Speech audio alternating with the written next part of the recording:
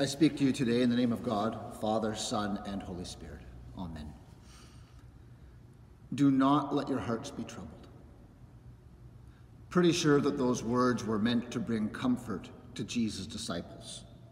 But if you ask me, they kind of missed the mark. I'm not even sure that they hit the target, quite frankly. Jesus' disciples are troubled. Their hearts are troubled, and rightly so. Because everything that they thought they were devoting their lives to has just been turned upside down. Some of them had left their nets in order to follow Jesus. Some of them had gotten out of their boats and left the life of fishing behind in order to follow Jesus. Some of them said goodbye to their families and didn't look back in order to follow Jesus.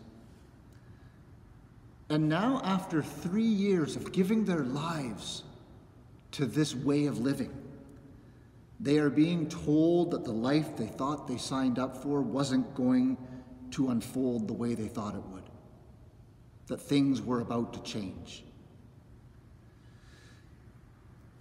They were looking forward, and they found meaning and purpose. They were looking forward to a life of learning from Jesus, to a life of following him from place to place, feeding the hungry, curing the sick, welcoming the stranger, comforting those who mourn, and bringing hope to the people.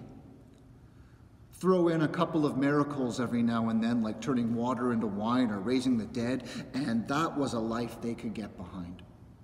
That was a life they wanted to live. That was a life that had purpose and had meaning for them. They wanted the life. They wanted that life. But now it seems like everything was getting messed up for them. Because Jesus, he kept talking about how he was going to die and that he was going to die soon. At least 3 times he talked to them about how he was going to die. He'd been acting kind of strange lately, too. Like the other night when they were having dinner, when all the disciples and Jesus were having dinner, Jesus gets up from the table. He poured some water into a basin, got down on his knees, and began to wash his disciples' feet. I don't know about you, but that's not typical normal behavior at a dinner party. And while he was washing their feet, he said to them, "Pay attention. Pay attention to what I'm doing, because what I am doing for you, you also should do for one another." And if having someone tell you that they are going to die, if that's not enough to trouble your heart, Jesus also had predicted that one of them was about to betray him. Jesus had said to Peter, before the rooster crows 3 times, you will deny even knowing me.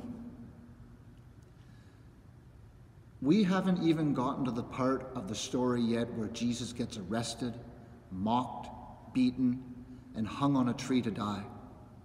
We haven't even gotten to that part of the story, but their hearts are already very troubled. Because life, it simply wasn't unfolding the way they wanted or expected it to.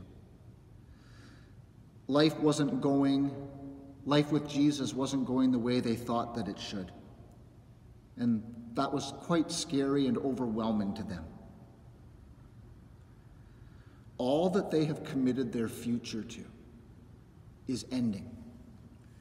They've dedicated years of their life to following him, and now they're told that they won't be able to do that anymore. It's kind of terrifying, not knowing what the future holds. Now, I've always had a picture in my own mind of how I thought my life should go. I always thought that I would go to school, I'd get a good job, I'd get married, I'd have kids, and then I would live happily ever after.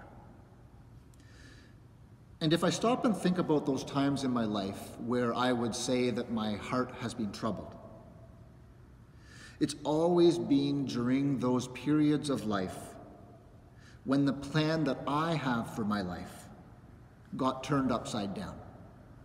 when the future, for whatever reason, became uncertain, whether that was because of the death of a loved one, or the ending of a relationship, or the loss of a job,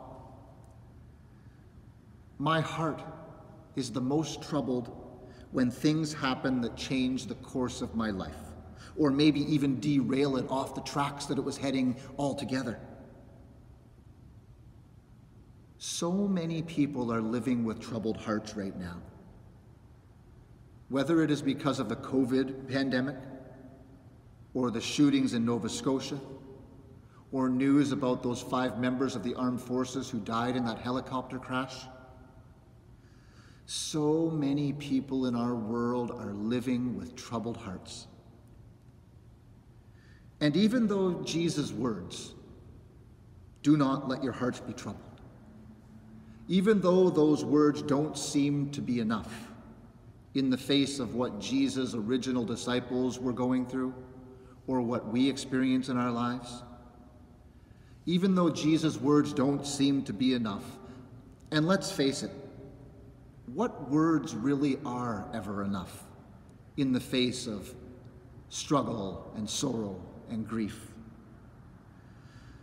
So even though they don't seem to be enough in light of what our world is living through right now, that doesn't mean they aren't what we desperately need. Our world needs to hear words of comfort. Our world needs to hear words of genuine hope. Our world is longing to hear words of life. But in order to hear these words that Jesus speaks, as more than just another trite saying in the face of suffering, and you know the kind that I'm talking about, God just needed another angel in heaven, or it's all part of God's plan. In order to hear these words that Jesus speaks as more than those trite sayings, in order to hear them as both reassurance in the midst of what we are going through, and to hear them as a life-giving promise,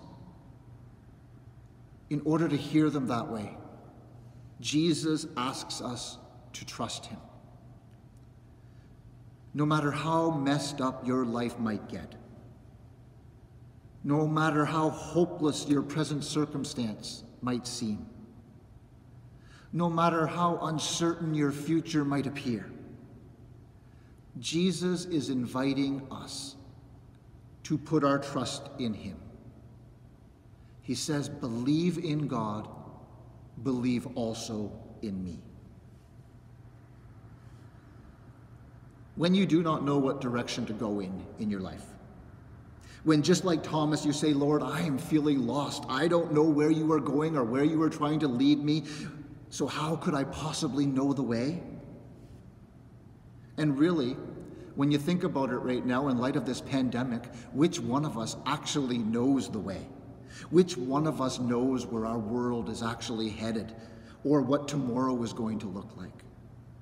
Will we have jobs to go back to? Will our loved ones be okay? Will this ever get better, and will life go back to normal? Do we even really want life to go back to normal? And yet again, in the midst of all of that uncertainty that we are all living with right now, Jesus says, I know it's scary. I know your hearts are troubled. But put your trust in me. Believe in God. Believe also in me. And then he says something. He says, in my Father's house there are many rooms. Christina Evans, in sharing her own thoughts on this week's gospel, she points out that in John's gospel, we see Jesus refer to his Father's house one other time. And when he refers to his Father's house that other time, he's referring to the temple where people would go to worship. In Jewish culture, the temple was considered to be the place where heaven and earth meet. The temple was the place where you could go and heaven and earth would meet and you could expect to have an encounter with God. Jesus, by saying that in his Father's house there are many rooms, he is now hinting that through him, that house, that place where we can experience the presence of God, well, it's not just in the temple anymore. It's everywhere. In all places, in all circumstances, there is room for all of us to experience the love and the grace of God wherever we are. All of us have a place with God. And Jesus, he is offering far more than a trite effort at words of comfort when he says to us, do not let your hearts be troubled. Jesus is reassuring the disciples and us that no matter how hopeless things might seem, we are not abandoned, even when we cannot see the way ahead of us. Jesus is promising us that if we can't see the future, he's telling us, I am the way, I am the truth, I am the life. Jesus is the way for us to not simply make it through this pandemic. Jesus doesn't just want us to survive this pandemic. Jesus is the way through this into an abundant life. Jesus wants nothing more than for us to live an abundant life, full of purpose and meaning, even if it isn't the life that we were expecting, or even if it isn't the life we thought it would be. But how do we follow this way? How do we follow Jesus into living the life that really is life? Because this pandemic has made it abundantly clear that following Jesus is about more than simply attending church on a Sunday morning, because we are not allowed to do that right now, and yet we still call ourselves people of the way. We still are seeking to follow Jesus in our lives. And so what does it look like to follow his way? Following Jesus is about following the way of a man who washes his disciples' feet and then calls us to do the same for others. Following Jesus is following the way of a man who always speaks out against injustice, always strives for the dignity of every human being.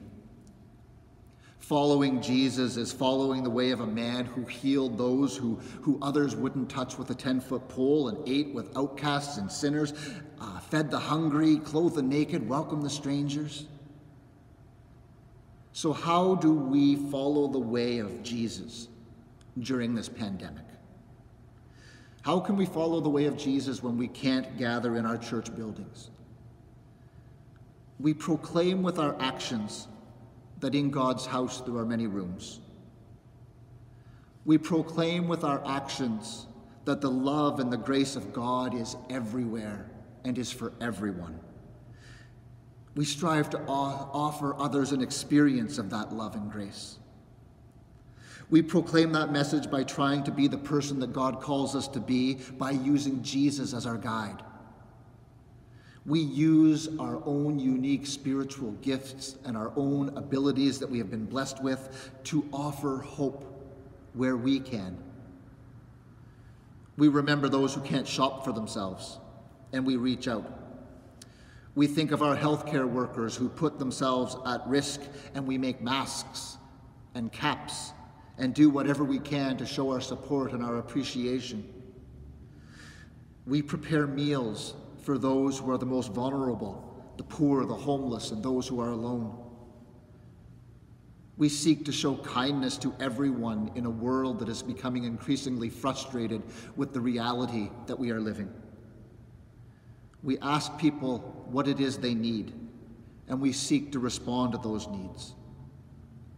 We don't allow anxiety and fear over an uncertain future to control us, but we put our trust and we live out our hope. We live out the hope that we all have in Jesus. We let the world know in our words, in our actions, in our proclamation, do not let your hearts be troubled. Believe in God. Believe also in me.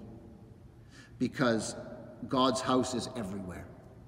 And there is room in God's house for everyone to experience the saving love and grace of God in all circumstances of our lives. Love one another as I have loved you.